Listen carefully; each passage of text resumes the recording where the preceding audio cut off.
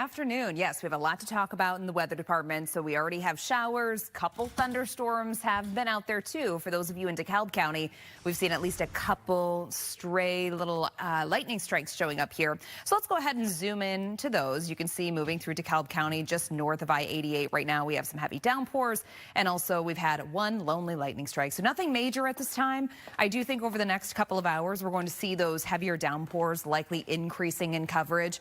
And then there is a chance that we could be seeing a couple strong, maybe even severe thunderstorms east of I-55 later on this evening. I think the time frame that we're a little more concerned about is going to be from roughly 6 p.m. to midnight. But take a look at temperatures. It is feeling like spring out there today. We have many of us that are sitting in the mid-50s.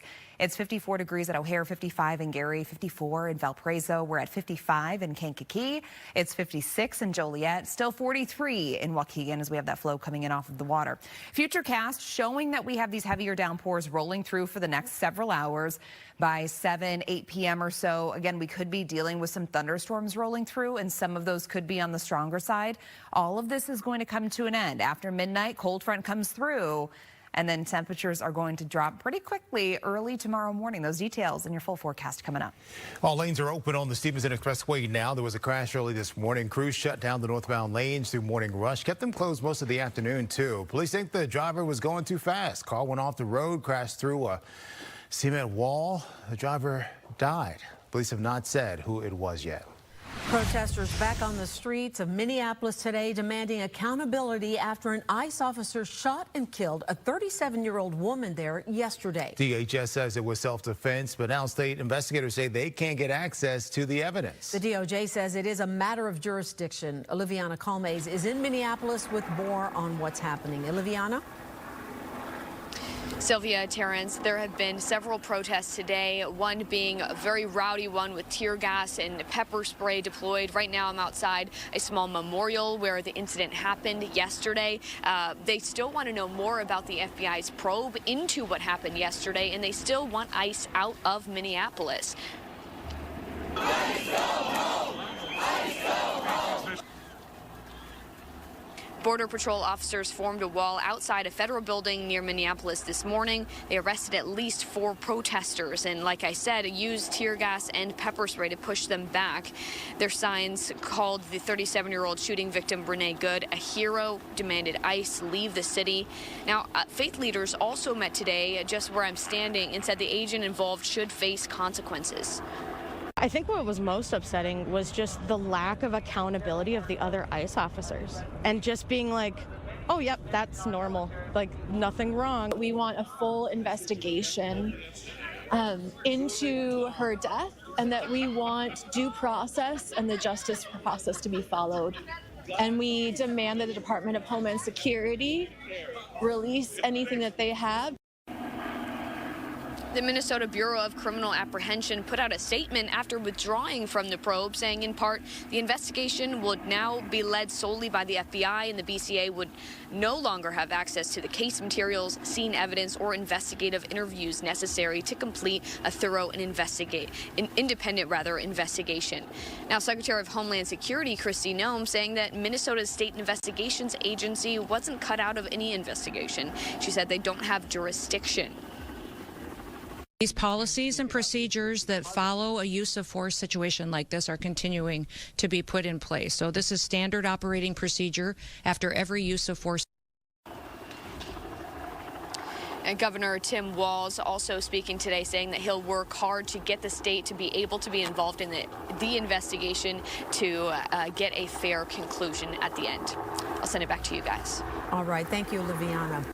Illinois Democrats say Homeland Security Secretary Kristi Noem has got to go. Congresswoman Robin Kelly has announced plans to file articles of impeachment against her, saying that she has turned ICE into a, quote, vogue force. Representative Kelly says 3 articles will be fielded, one accusing Noem of willfully obstructing justice, another accusing her of directing unconstitutional actions and compromising due process, and then a third alleging Noem abused her office for personal benefit. She joined Chicago Live this afternoon to discuss the impeachment effort. Chicago and the Chicagoland area, has been traumatized by Kristi Noem, and I call it, and her gang, and she's terrorizing, all of these cities and suburbs. It's just absolutely ridiculous, and really, she should not be the Secretary of Homeland Security. The articles of impeachment will be filed tomorrow. Kelly is running for Senate. Another candidate, Representative Raja Krishnamurthy, has said he will support her efforts to impeach Noem. And other Illinois officials are talking about the Minnesota shooting, warning similar things have happened here in Chicago. And today, Vice President J.D. Vance laid blame on the media for scrutinizing the Trump administration's initial explanation for that shooting. Political reporter Paris Schutz has the latest on that part of the story. Paris. Well, yeah, Sylvia and Terrence, Republican Congressman Darren LaHood from Peoria is a former state and federal prosecutor, and he's breaking from the Trump administration today on his view of the tragic shooting in Minneapolis. Now, today, Vice President J.D. Vance castigated the news media for not hewing to the administration's narrative when a federal immigration agent shot and killed 37-year-old Renee Nicole Good while driving away in her car. Now, Trump administration officials have referred to her without evidence as a, quote, domestic terrorist and have repeatedly called the shooting justified. But Representative LaHood says he'll reserve judgment pending investigations. Let's wait and see on what the evidence is here, the facts that come out. Remember, in police shootings, there is a thorough investigation that goes on that's different from other crimes that are committed, and it should be that way. So I will wait and reserve judgment and see what the results of that are. And LaHood says he fully supports state and local authorities investigating along with the feds, despite the reports today that the feds have shut out local authorities on investigating evidence. Now, Governor Pritzker says Chicagoans have seen this movie far too many times, and the overwhelming evidence from Operation Midway Blitz supports his conclusion that immigration agents have at times been ill-equipped to perform these ramped-up deportations while maintaining public safety. There are policies and procedures that normally law enforcement follow, and that ICE, and we've seen it, we know before Minnesota, because we've lived it, that they don't follow. And they're clearly not trained. They're hiring a whole bunch of new people. They don't seem to care a whit about whether these people are prepared for a job like this, are psychologically prepared, or get the kind of training that's necessary.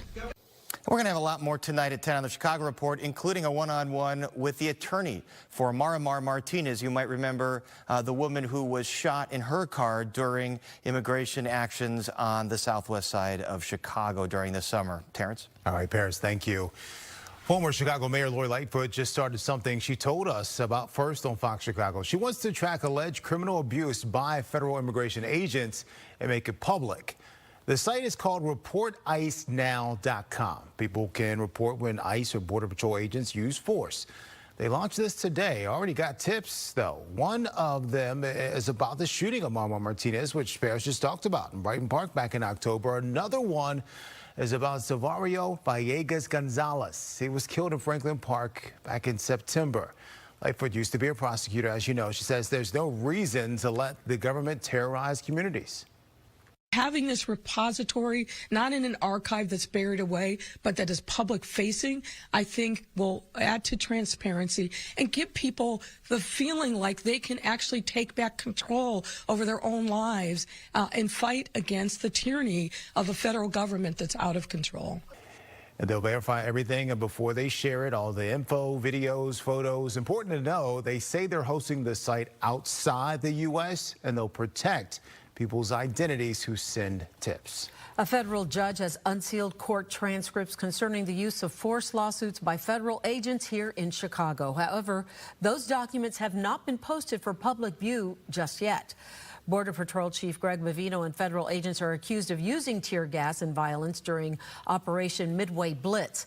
Unsealed information is expected to include 500 body cam tapes and 4 months of reports. The judge also delayed a decision on if that lawsuit will proceed. Another hearing is scheduled for later this month.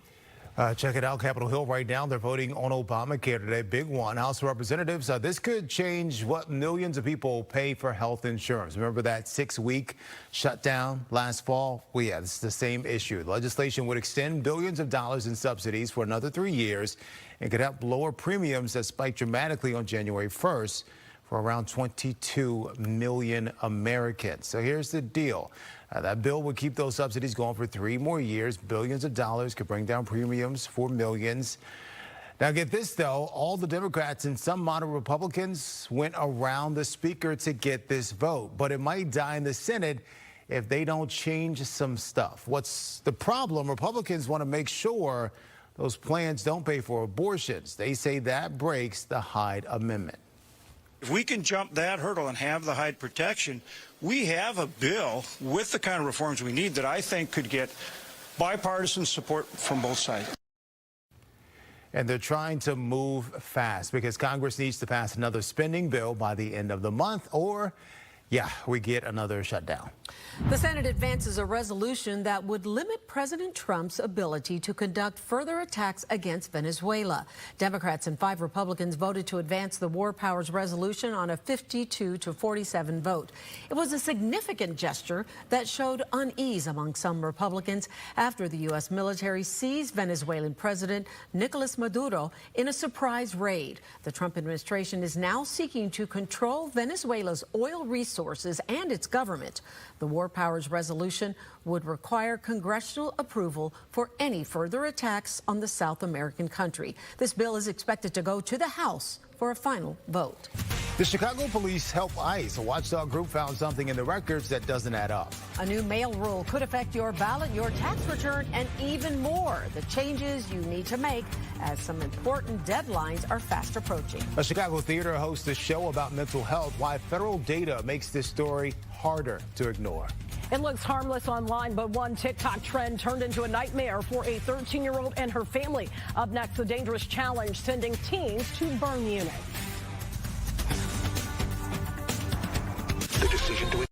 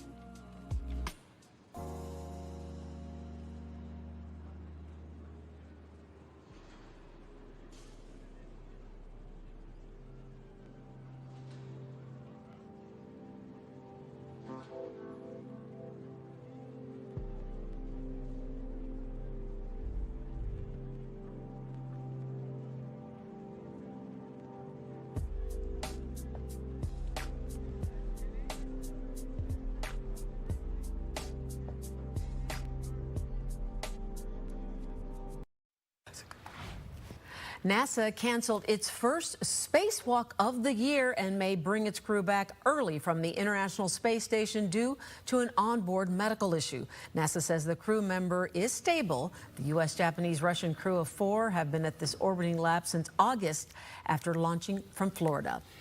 All right, kids are ended up in the hospital with burns all over their hands, other places too. Why, you ask? Well, they're lighting themselves on fire for a TikTok trend. Doctors are now warning the consequences can be permanent and even deadly. Tia has more on this story. Tia? Yeah, so we hope parents are watching. And if they're not watching, I hope they rewind this and see this later, right? This is an urgent warning to parents and also kids that are on social media. What starts as a few seconds of flames for social media can go way beyond the hands. Doctors say teens are underestimating just how fast alcohol-based products ignite. For one South suburban mother, a TikTok TikTok challenge nearly cost her daughter her life. Just in case you guys were wondering, here's how to safely set your hand on fire. And then just put your hand in. And yeah, that's, ow, it's not working. The videos are blowing up all over TikTok. Teens setting their hands on fire using hand sanitizer or rubbing alcohol, a lighter, and suddenly there are flames.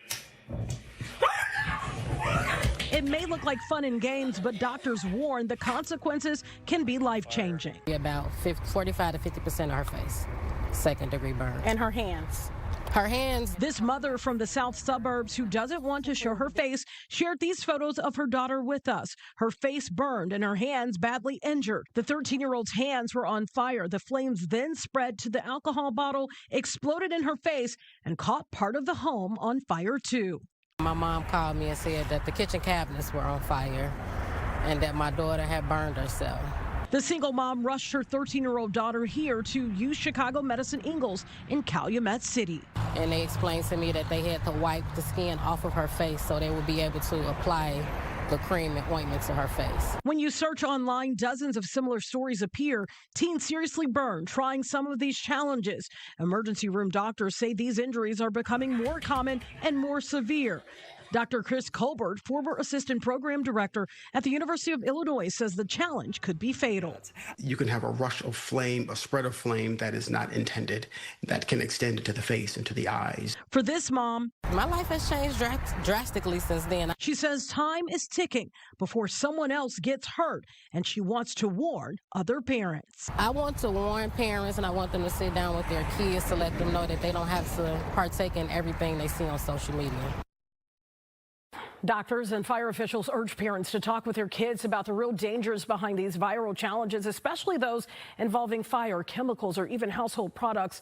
Experts also recommend monitoring social media activity and reminding teens that online trends are often edited to hide injuries. If a burn does happen to you, make sure that you seek medical attention right away. Terrence and Sylvia. All right, sounds like a lesson plan too, possibly for science teachers to add to the curriculum. Tia, thank you. All right, weather said plot twist. Emily, things are picking up later and not in the fun way, I hear. Right, not in the fun way. Yeah. So we have rain that's coming through, some heavy downpours, even a couple thunderstorms are going to be possible. And some of those are going to be capable of not only just heavy downpours, but also maybe even a couple damaging wind gusts, especially for those of you that are east of I-55. That's where we're going to see the best chance of seeing some of those stronger thunderstorms to develop later on this evening. The radar right now, you can see it is still fairly spotty in nature, taking things over to the west, northwest suburbs. You can see one lonely lightning strike is showing up here now, just kind of moving into the far northwestern sections of Cook County. So for those of you between Elgin and Carroll Stream, don't be alarmed if you're hearing a rumble of thunder, but this is not a severe thunderstorm. And at this point, I'm not overly concerned about it becoming severe at this hour. If things were to pick up and become possibly stronger with the winds, damaging wind gusts being possible, I think that's going to be more so between 6 p.m. and about midnight as that cold front begins to approach. We're also starting to see some brief heavier downpours setting up over LaSalle County. This is going to be pushing into Kendall and Grundy over the next 20 minutes or so. Futurecast rolling us throughout the next couple of hours. Again, heavy downpours going to continue here or there. Best chance of seeing any stronger storms going to be later on this evening from 6 p.m. to midnight. After midnight, we're on the backside of a cold front, so temperatures are technically going to go in the books in the upper 50s for your Friday, but we're going to spend the daytime hours likely in the low to mid 40s, so slightly cooler out there during the day, and we should be able to break into some sunshine by the end of the day, just before the sun goes down. For tonight, 45, we'll have gusty conditions as well. We'll have south winds gusting as high as about 35 miles per hour.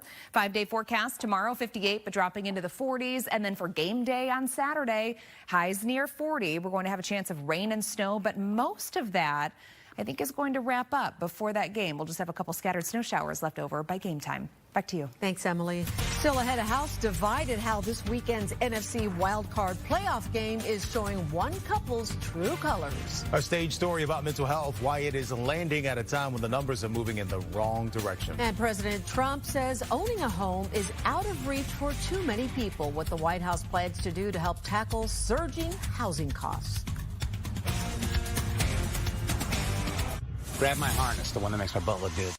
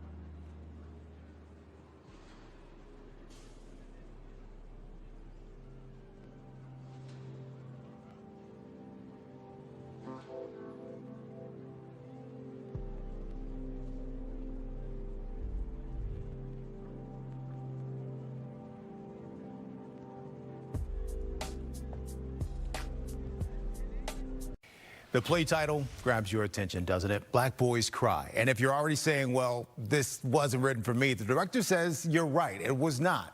But he also says anyone, no matter race or how you identify, can get something from it. I'll be the man I was called to be. That line is a promise and also a pressure. This is Black Boys Cry, stage play about 7 black men, written and directed by Harold Trotter. It deals with identity. It deals with self-worth. It deals with self-love. It deals with family. It deals with suicide. It deals with spirituality. It deals with sexuality. That list keeps going because the weight does not lift, and it is measurable. Federal data shows black teen boys are dying by suicide at higher rates than a decade ago. About 1 in 4 black adults who need mental health care actually get it. That gap is where silence lives. The doctor said the stress and control almost killed me. This show does not flinch because real life does not flinch. I'm going to let you keep taking these pills. You don't need them. You don't need them, bro. Matthew plays Magic, a man built to perform, not taught how to rest. There's a moment where we have to acknowledge that that's not healthy anymore. That's not what's best for us, for ourselves to move on and to live our lives in a new and healthier space. Recent million men marching. It doesn't get any blacker than that. Taylor plays Ronnie, a man raised right, not taught how to ask for help. I'm grateful to even be a part of this project. I've gained several brothers that I know for a fact, no matter where I am or what I need, I can always call and talk to them. That brotherhood matters, and so does where this story opens. The tour opens here in Chicago at the Greenhouse Theater Center. What I love about Chicago is just the importance that you guys put on shaping young black men. And this production is not just for men. Trotter says it is for people who love them and wonder what they are holding. Maybe this is the part that he couldn't say out loud. This is why he operated the way he did. Maybe now I can create this safe space for him to communicate to me better, for him to love me better, for him to show up for me better. Yeah, the play tackles some serious topics. If you or someone you care about is going through a mental health crisis, please reach out. The National Suicide Prevention Lifeline is there for you at 988. Black Boys Cry launches this national run in Chicago this Saturday at 8 o'clock. Ticket information, you'll find that on fox32chicago.com. And yes, the Bears playoff game is that day, but the director says score updates will be worked into the show. We'll be right back.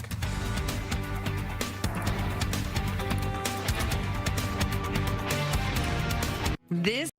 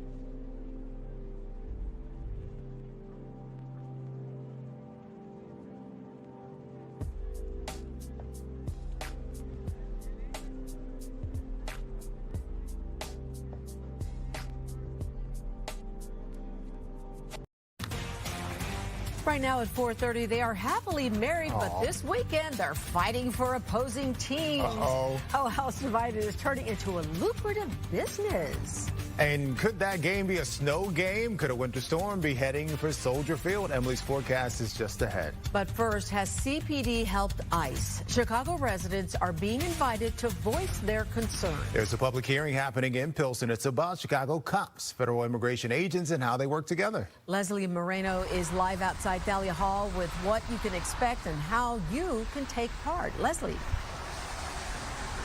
Hey guys, good evening. Yeah, that meeting is scheduled for 6:30 this evening here at Thalia Hall. Organizers say they're expecting a huge turnout. Tonight's public hearing meeting comes on the heels of that fatal shooting in Minneapolis involving ICE agents, an incident that has sparked national outrage. Here in Chicago, the focus will be on how local police interact with federal immigration agents and whether current policies are being followed. The hearing is being held by the Community Commission for Public Safety and Accountability and will give residents the chance to share concerns as well as personal experiences. Now, under Illinois law, Chicago police are prohibited from assisting federal agents with immigration enforcement. Community advocates tonight say tonight's discussion is about ensuring those protections are upheld and understood. Again, that meeting is scheduled for 6:30 this evening. You can attend both in person or online. If you'd like to attend virtually, we'll have that registration link for you on fox32chicago.com. For now, reporting live here in Pilsen, Leslie Moreno, Fox Chicago. Thank you, Leslie. Quadeja Hawley Johnson back in the courtroom today, charged with first-degree murder and 5 additional counts in the shooting death of a 31-year-old mother in Chicago's South Loop. Her attorney wants her out while the case is moving forward. Tia has been following this closely from the start. We heard from the man who has a child with both women, and he was there when this happened. Yeah, he was there when the shooting happened, and he was there in court today, and he had a lot to say to us after court ended. Carlos Smith, we interviewed him before. He's at the center of a case that has devastated 2 families. Today, a judge heard arguments over whether the woman accused of pulling the trigger should remain behind bars and ultimately made a decision. Smith shares a child with Romika Blackman, the 31-year-old mother who was shot and killed, and with Holly Johnson, Quadeja Hawley Johnson, the woman now charged in Blackman's death. Prosecutors say Johnson shot Blackman during a confrontation in Chicago's South Loop on September 8th last year. Johnson, who was licensed to carry a firearm, has claimed that she feared for her life. In court today, Johnson's attorney argued for her release, but documents show that motion was denied. The defense outlined evidence they say contradicts the state's version of events, including 911 audio recordings and surveillance video. The defense also challenged the credibility of the state's key witness. We also heard again from Smith, who disputed claims made by prosecutors, including allegations that he fist bumped Johnson after the shooting and physically assaulted the victim seconds before she was killed. I'm just tired of the lies and everything, what they said I did. I know for a fact it wasn't true. I didn't headlock her. I didn't beat her with the door. I only try to diffuse the situation. They keep deflecting away from that. And what I did what they saying I did made it sound harsh, and I didn't do that. So we need justice. We need justice to be served too, the truth. And they keep deflecting from it. You heard him say that he wants the truth to get out. As for Johnson, she will remain in custody. She is due back in court, I should say, on February 3rd. For a status hearing. And of course, we've been following this from the beginning, and we will continue to follow that hearing as well. Terrence and Sylvia. All right, Tia, thank you. Emily, the forecast is not staying in one lane. With that said, driving could be a little bit annoying tonight, right? Yeah, so we already have a couple heavy downpours across the area, a few thunderstorms beginning to pop up as well. What we're really going to be watching for is after about 6 p.m. or so, for those of you that are near and south of I-80, is where we could be seeing a couple of those gustier storms developing. So damaging wind gusts is going to be something that we're looking out for. The Storm Prediction Center has the area shaded in green here in a marginal risk, which is a level 1 of 5. So it's a lower end risk, but nonetheless, it does exist. So the radar right now, we have rain beginning to spread across the region, especially northeastern Illinois. This is going to continue to spread into northwest Indiana as well. For those of you across the northwest suburbs, stretching from McHenry County now into southwestern Lake County and northwestern Cook County, We have a couple lightning strikes showing up, so nothing major at this point. But again, we're getting into that rush hour, so I think we could be dealing with some slowdowns just because of that heavy rain. Temperatures tonight dropping down to about 45 by daybreak, but we're actually setting tomorrow's high temperature of 58 at midnight. We have rain and snow in your forecast for Saturday. Most of that precipitation is going to wrap up before the game. And then on Sunday, we're dry with a high of 32. Back to you. All right. Thank you, Emily. Governor Pritzker has signed the Clean and Reliable Grid Affordability Act. This lifts the state's moratorium on new nuclear power plants. It will also bring more wind and solar projects online. Proponents say this will immediately protect consumers from energy price spikes and eventually lower electric bills. A U.S. Postal Service policy change means your ballots, tax forms, and important documents may need a manual postmark if you're sending them by snail mail. Under these new rules, postmarks will not be applied until items reach processing facilities. Now, this could be days or even weeks after the items are dropped into a mailbox. The adjustment took effect during the holiday season. The Lake County Clerk's Office says this could mean mail-in ballots are at risk of being considered late and may go uncounted. So what can you do? Well, there are three options. First, mail your ballot early. You can also drop vote by mail ballots into a county-operated secure drop box. Those locations are listed on the county clerk's website. And lastly, you can walk your important documents into the post office and hand it over to a clerk who can then postmark it right then and there. All right, we have a breaking news update, a story we told you about earlier on the news at 4. The House has passed an extension for the ACA subsidies, the Obamacare subsidies. However, it is unlikely to pass the Senate. We'll have another update for you on the news at 5. The Supreme Court is dropping rulings tomorrow morning. Tariffs might be first up. They're deciding if the president can actually do tariffs using this old emergency law from like 50 years ago. Analysts are saying if the court says no, the U.S. might have to pay back over $133 billion. That's a lot of money. As part of the One Big Beautiful Bill, you can now deduct your car loan this tax filing season, but not all loans will qualify for this. So here's the deal. If you buy a new vehicle made here in the U.S. between now and 2028, you can deduct up to $10,000 a year in auto loan interest. And get this, there's no itemization needed for your taxes to get that windfall. It's an above-the-line deduction, meaning it's available to the hardworking families taking the standard deduction. As well, by giving buyers incentive to choose American, the administration is looking to boost domestic manufacturing after a tough year of tariffs. It's about putting more money in people's pockets. And when people have money, they spend money. When they spend money, the economy grows. So it's a wonderful cycle. The IRS is expected to release the full list of qualifying models. That's supposed to happen later this month.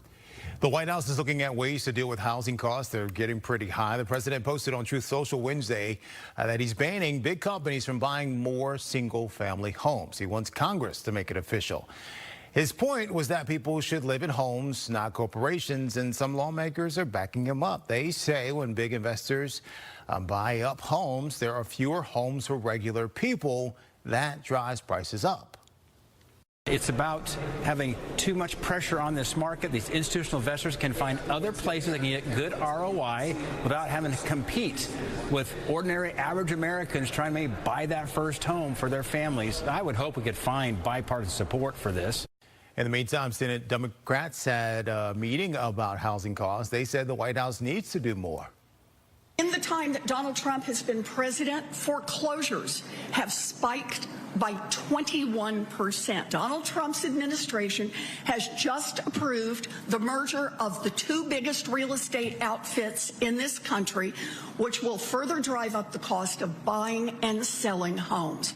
The president says he'll talk more about his plans at the World Economic Forum in Switzerland. That's later this month.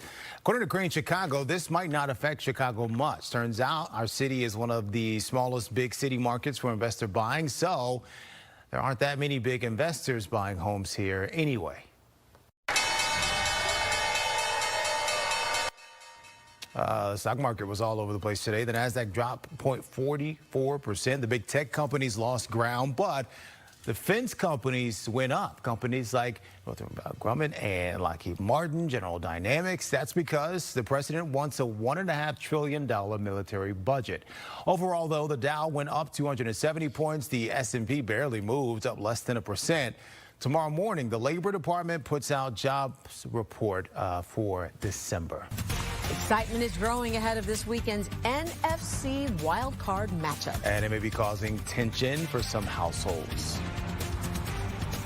I'm Brett Bagansky, live outside of Soldier Field. You know, just hours from now, it's Bears and Packers in the wild card right here in Chicago. Coming up, it's a house divided, though, for one couple. So the question becomes, how do they make it work? Buckle up, football fans. It's time now for Toyota Talks. Let's welcome in Manti Te'o from Good Morning Football Overtime. When you played at Notre Dame, you played on the highest level. Caleb Williams showed at Oklahoma and USC when the bright lights were on, when he was on center stage, he was as good as anyone. How do you think he'll handle the playoff stage for the first time in his career? Well, what I'm hopeful, Lou, is that he doesn't resort to that in this game. I think the best thing about the Bears this year is they relied heavily on that run game, and it hasn't been necessarily the Caleb Williams show unless he's had to scramble late in the fourth quarter. I think if they can establish that run game, be very, very dominant there with Swift and Monungai, I think that allows Caleb to kind of come into that picture then and to take advantage of situations. But I think that if Caleb tries to make it the Caleb Williams show, I don't think that fits into what the Bears do best. And so I'm hopeful that the young quarterback would just continue to do as help them win so far. If you want total health care from a provider you trust, Hi, Blair. right in the palm of your hand, if you want soup, sweatpants, and zero in-person contact, if you want wellness wherever, our virtual primary care delivers with great website manner. No worries. So choose your doctor from our profiles and enjoy the healthiest online relationship you've ever had. House calls have evolved. Advocate Healthcare. Save big with these hot deals.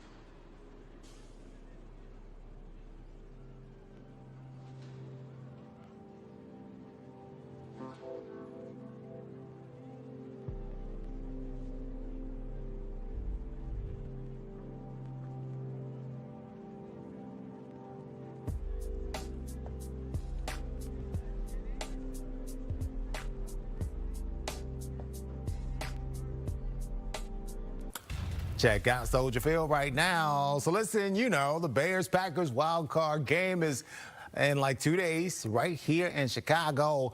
But there's a couple up in Wisconsin. They are on opposite sides of the longest rivalry in the NFL. And Brett Bagansky is live outside Soldier Field. Brett, you spoke with them earlier today. I can't imagine how they make this work because they are devoted fans, aren't they? They sure are. I can't make it work. I couldn't be in that kind of relationship. But Nick and Marie Kuhn somehow make it work. They may cheer for different teams, but they're going to be here in spirit because they're a little busy these days. They're running their own Bears-Packers bar in Wisconsin. But even though they have different allegiances, there is one thing they agree on, and that is that this season just feels a little different.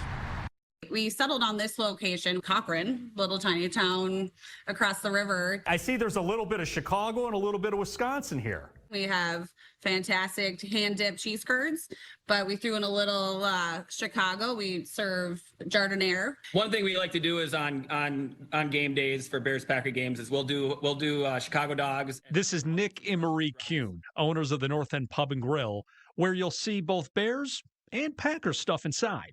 And Nick, you grew up on the northwest side of Chicago. Had you ever dated a Packers fan, let alone think about marrying a Packers fan? No, never. Never even crossed my mind. What'd your family think of that?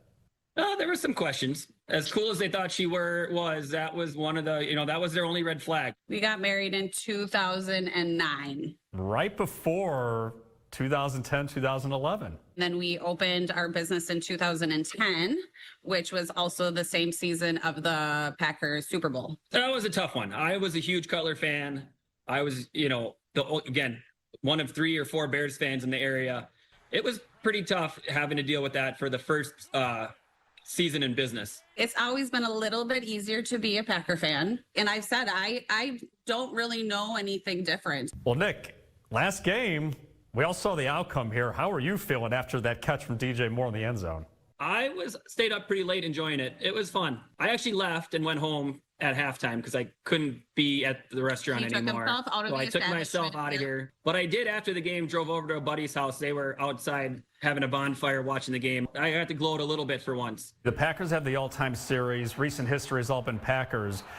Are you feeling that things are different, though, this season? It definitely has a different feel. The Bears have a great team. I think hopefully this is it, and this should hopefully be the turnaround we've all been looking for. How old is your son now? He's 11. What team does he cheer for? He really has chose to cheer for anybody but the Packers. If he chose Bears-Packers, he's cheering for the Bears. So how do you all make it work? Well, I just think you need some patience with each other. I think a little separation is okay. Yeah, be fair. Be fair. Be nice. And I'm not saying you have to be modest by any means, but just be fair. I guess it'd be a dull world if we all like the same things. But, we want to hear your stories. Are you in a house divided? Send us your stories. Send us your pictures. And just a reminder, you can watch Bears-Packers right here on Fox Chicago. We're live outside Soldier Field tonight. Brett Bagansky, Fox Chicago. Oh, yeah, let's throw in one more reminder, too, Brett. You can watch all the big games this weekend on Fox Chicago. We've got the whole doubleheader. Starts with Rams and Panthers. But the real deal is Bears Packers. That kicks off at 7:10. Coverage starts at 12:30 though, all day. Yeah, what do you like to eat when you watch a good football game? Well, first of all, I'm not usually watching, but when I do, lemon pepper wings, dry, with wedges, potato wedges, and a side salad. Who's making you the lemon pepper wings? Why don't you remember who's making my food? I'm making it with the Hennessy Sangria. I've never tried that. Okay. I better quit trying to get in his business. What do you get when you mix creativity and a bit of sarcasm? You know what's coming next. My favorite combo, local county reveals its newest snowplow names, and one of them is a bit mischievous. Yes, but first, here's a look at your trip home. Toot-toot. Beep, beep. All of it.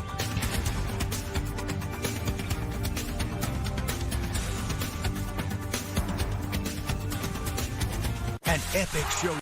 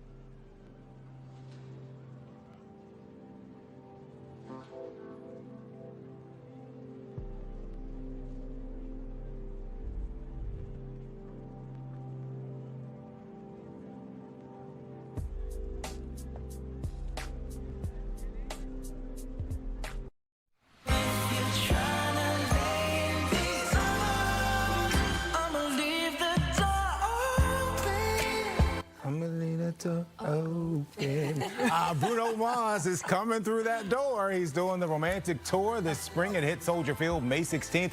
It's for his 4th solo album, same name. Tickets drop next week. It has a great lineup. Anderson .Paak, who joins him in that group. What is it, Sonic Soul or Soul Sonic? I don't know. Victoria Monet is on it. Ray is on it. She has a new song that I can never sing.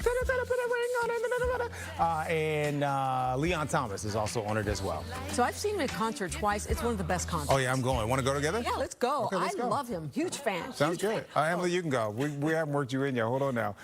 Chicago isn't the only one having fun naming snowplows. Yes, after receiving more than 100 entries, Kane County has announced 3 winning names. Too. Are you ready? Yes. Plowsaurus Rex, submitted by Olivia Gates, okay. A 2nd grader from Batavia. Okay, good job. Cleopatra, I like that. Like that. It's a playful twist, of course, on Cleopatra, the iconic female ruler of ancient Egypt, in case you're wondering who that is. Oh, I thought that was Elizabeth Taylor.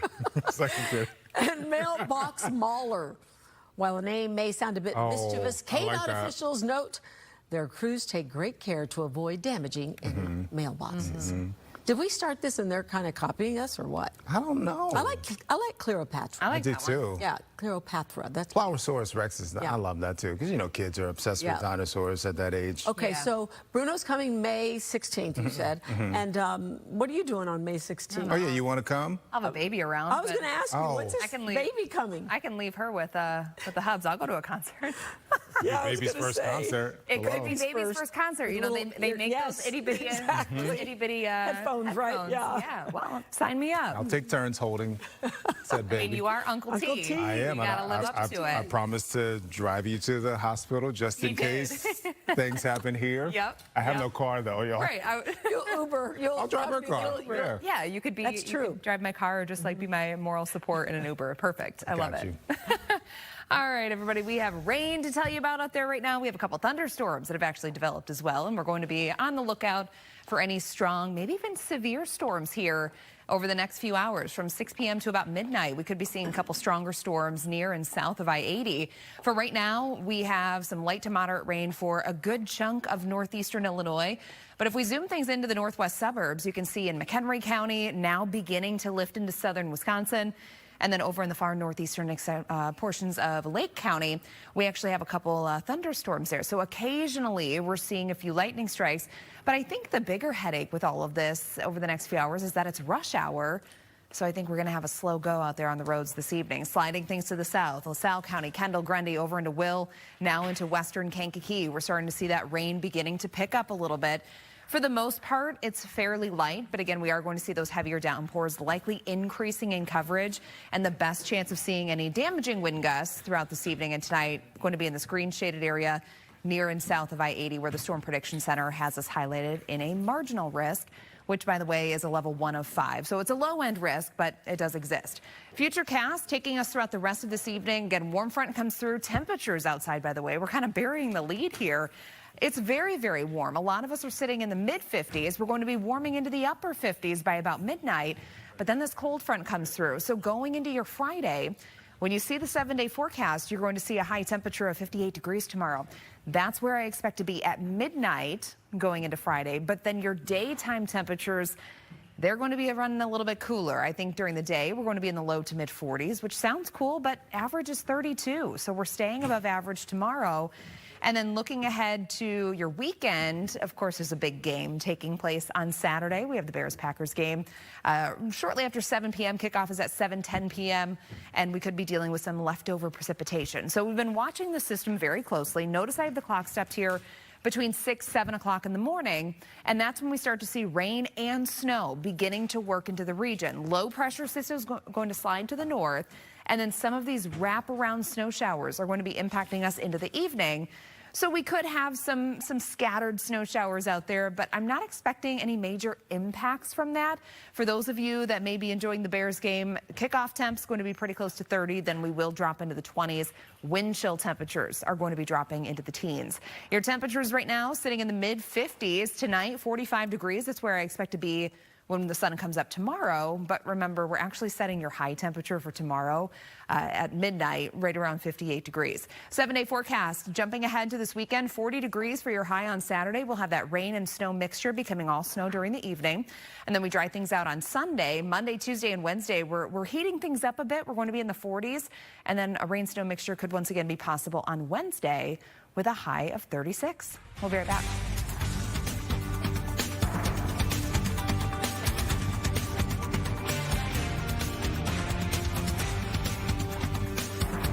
Your go-to source for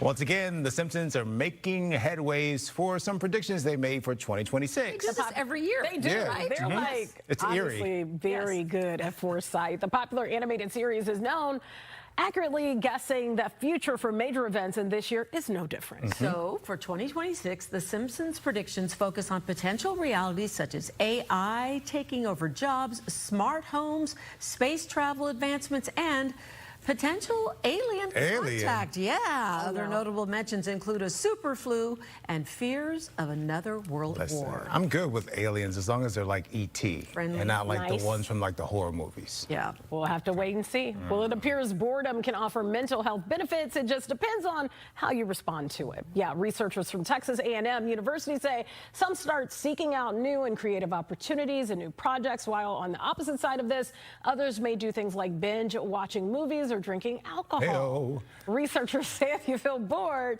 think about what's important to you, goals that you're trying to accomplish, and seek out opportunities. What do you make of that? I do a bit of both. Yeah. If I'm bored, I might make a cocktail or I'll go run on the treadmill for a little bit. Yeah, I don't do that. I wish I did. I'm going to go with the proactive? cocktail Yeah. first, but yes, boredom is good. It's I good think so. Sometimes you need it. Yeah. Well, when is the last time that you've been to happy hour? Going today. Oh, actually, wait, no, I'm not going today. Tomorrow? No, because I'll be here at work. That's Dedicated. right, you're not going. I went yesterday. I know that shocks you, but you know I'm doing the whole dry January thing. Don't be impressed because it's not going well. She's 8 days in, You y'all. told on yourself. 8 days in. It's not going well. I haven't broken it yet, but I don't know. Anyway. Oh, Lord. happy hour experts say the once a staple of a professional life is on the way out. According to whom? I wonder why. This is according to Wall Street Journal. They say many people still aren't going to the office. So those who do just want to get home by 6. They're tired. I get it. Also, business budgets for mandatory fun have gone down, and everyone seems to be drinking less. The trend may be good for work-life balance, but young workers say they're missing out on opportunities to make friends and find mentors. I was about to say something shady, so that was Jesus stripping It me up. stopped you So right in your tracks. Well, a car is turning heads in the streets of Detroit and across social media so much that it has been invited to join Ford's Heritage Fleet. No, you are not seeing double Zachary Sutton welded together. 2 front halves of Chrysler minivans. Yes, this is crazy. 1 Plymouth, 1 Dodge, 1 built in America, the other half in Canada. He put it together with the help of some friends over the course of just a few days, and he named it Back to Back. It confuses and amuses everywhere he takes it, even among the generally no-nonsense agents at the border. Clever. I crossed the border into Windsor, and really no issues. They thought it was fun. They thought it was funny, but other than that, just the usual border crossing questions. On the way back, I had to open the trunk for them, so I popped the rear hood for them, and they looked through it, and we're all good to go. I think fun, joy, silliness, whimsy, it's all universal languages. So I want to build something that everyone could appreciate, and this has done that. How creative. Have you ever seen like a tow truck pulling a car and like you're behind it? Yeah. That can really freak you out. Kind of like the same thing here. Each side has a steering wheel. That's different, according to the confusion of onlookers, I should say. And it also has 2 license plates. He wants to add a tailpipe to the wrong end to keep people looking and also guessing. I love that. It's fun. Imagine you shouldn't be on your phone, but imagine you look down at your phone and you look up and Or you've been drinking. Not as a driver. Not as a I'm saying as the passenger. That would freak you out. Thanks so much. Look at you.